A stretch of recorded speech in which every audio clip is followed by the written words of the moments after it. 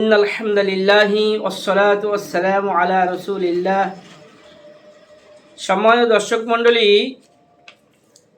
আজকের ভিডিও অত্যন্ত গুরুত্বপূর্ণ, কেননা মাসালাটি অত্যন্ত গুরুত্বপূর্ণ, জানা একান্ত জরুরি।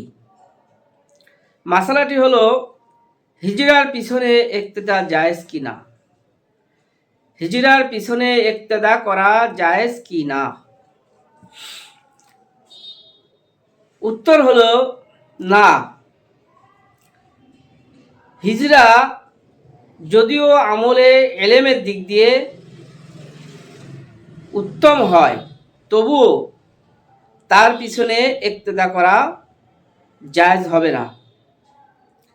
তথ্যসূত্র হিসাবে আপনি দেখতে পারেন আদ-দুররুল মুখতার, দ্বিতীয় খণ্ড, 321 নম্বর পৃষ্ঠা, ফতোয়া হিন্দিয়া, প্রথম খণ্ড, 81 নম্বর পৃষ্ঠা, খুলাসাতুল ফতোয়া, প্রথম খণ্ড, 147 নম্বর পৃষ্ঠা, আহসানুল ফতোয়া, তৃতীয় খণ্ড, 276 নম্বর পৃষ্ঠা, ফতোয়ায়ে হক্কানিয়া, তৃতীয় খণ্ড, 133 নম্বর পৃষ্ঠা।